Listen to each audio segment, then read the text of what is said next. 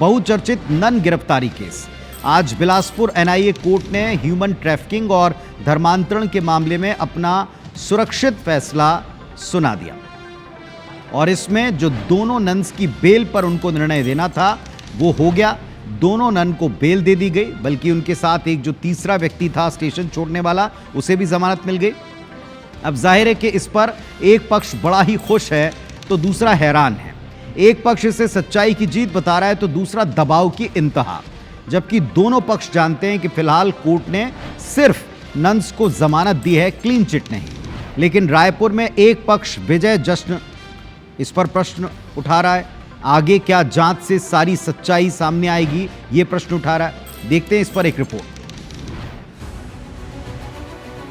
NIA court ने human trafficking और धर्मांतरण के चर्चित मामले में 2 नन्स को जमानत दे दी है। फैसला आते ही केरल के नेताओं ने खुशी जताई, जेल परिसर में मिठाइयां बांटी, तो दूसरी तरफ सियासी बयानों ने माहौल को और गर्मा दिया। दरअसल बिलासपुर एनआईए कोर्ट ने सिस्टर प्रीति और सिस्टर वंदना के साथ साथ सुखमन मंडावी नाम के युवक को जमानत दे दी। इन तीनों को 25 जुलाई को दुर्ग रेलवे स्टेशन पर बजरंग दल कार्यकर्ताओं ने पकड़ा था। दोनों पक्षों की दलीलें सुनने के बाद एनआईए कोर्ट ने शुक्रवार को फैसला सुरक्षित रखा और शनिवार को तीनों को जमानत दे दी।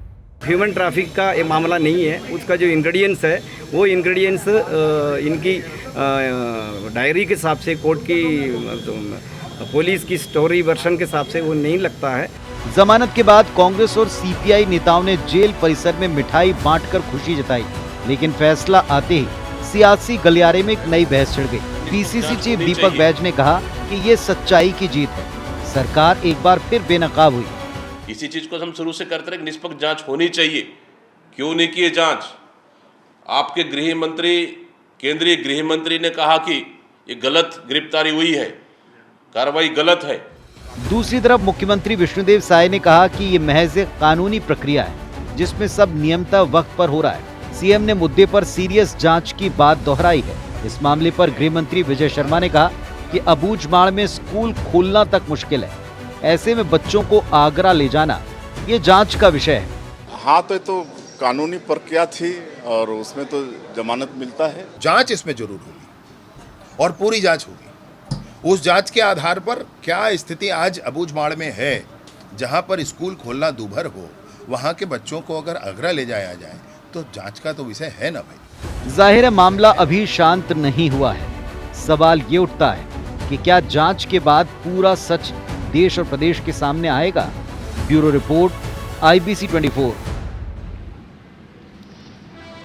तो अब सवाल ये प्रदेश के गृह मंत्री उठा रहे हैं। प्रदेश के कानून व्यवस्था को संभालने का जिम्मा जिन पर है वो ये सवाल उठा रहे हैं कि जिस इलाके के लोगों को एक अदद स्कूल के लिए मुश्किल हो, वहाँ से किसी को आगरा ले जाया जाए नर्स बनाने के लिए, क्या इस तरीके की चीज़ों के पीछे संदेह जायज़ नहीं है? क्या उसकी पूरी छानबीन नहीं करनी चाहिए?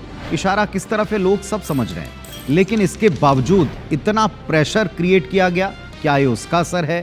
क्या जांच पूरी होने में किसी का दबाव है? ऐसे बहुत से प्रश्न जनता के मन में आए और ये हम इसलिए कह रहे हैं कि पिछले पूरे एक सप्ताह 25 जुलाई से लेकर अब तक इसमें एक के बाद एक कई चरण हमको दिखे हैं जिसमें दबाव बनाने की कोशिश की गई। देखिए, ये एक घटना है जो 25 जुलाई को शुरू होती है, जब दुर्ग से खबर आती है कि 2 नन 3 लोगों के साथ आगरा जा रही थी, जिसमें 2 लड़कियां और एक उनको छोड़ने वाला या उनके साथ जाने वाला व्यक्ति था। ऐसे कुल मिलाकर के 5 लोगों से पूछताछ करता है बजरंग दल और फौरन इसकी सूचना पुलिस को दे देता है और धर्मांतरण का, ह्यूमन ट्रैफिकिंग का एंगल इसमें सामने आता है। आरोप गंभीर होते हैं, सबके कान खड़े हो जाते हैं। फिर आती है 26 और 27 जुलाई। 26 और 27 जुलाई वो दिन थे जब संसद में मामला सीधे उठ जाता है। छत्तीसगढ़ का मामला, दुर्ग का मामला संसद में उठ जाता है। विपक्ष इस पर प्रदर्शन करता है और समझ में आता है कि जिनको पकड़ा गया उनके कनेक्शन केरल की कांग्रेस, केरल के बाकी के इंडिया गठबंधन के दल उनके साथ में हैं और वहां के सांसद इस मुद्दे को संसद के भीतर भी उठाते हैं और बाहर भी इस पर प्रदर्शन करते हैं। 28 जुलाई को इस पर राहुल और प्रियंका गांधी एक साथ एक्सपोस्ट भी करते हैं, इसकी कड़ी निंदा करते हैं और इसकी पूरी जांच की मांग की जाती है। यहां तक आरोप लगा दिया जाता है कि ये माइनॉरिटीज के साथ में जहां भी बीजेपी की सरकारें हैं उनके ऊपर ज्यादती हो रही। पॉलिटिकल आरोप लगा लोगों को, लेकिन फिलहाल सबकी नजर थी कि जांच कितनी होती। 29 जुलाई को मुख्यमंत्री विष्णुदेव साय दिल्ली से आए, सांसदों के प्रतिनिधिमंडल से मिलते हैं, या इसको आप कह सकते हैं कि सांसदों का दल लगातार जेल जाकर हर दिन न केवल नंद से मुलाकात करता है बल्कि प्रदेश सरकार के टॉप लीडर से सीधे सीधे मिलता है, जिसमें प्रदेश के मुख्यमंत्री भी शामिल हैं। और फिर 30 जुलाई को दुर्ग कोर्ट से नंद की जमानत याचिका खारिज होती है। एक झटके की खबर आती है, लेकिन कारण बताया जाता कि उनके अधिकार क्षेत्र में नहीं है, एनआईए के सुपुर्द मामला है, एनआईए का कोर्ट इस पे देखेगा।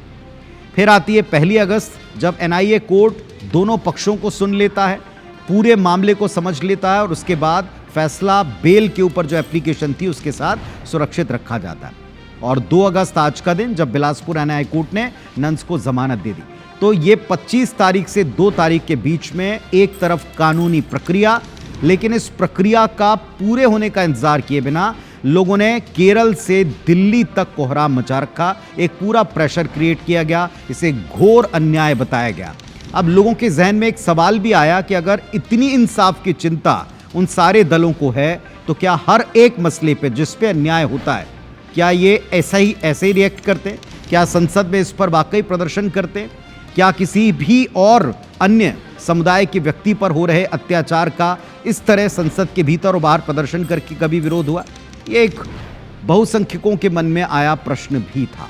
बहरहाल आगे बढ़ते हैं।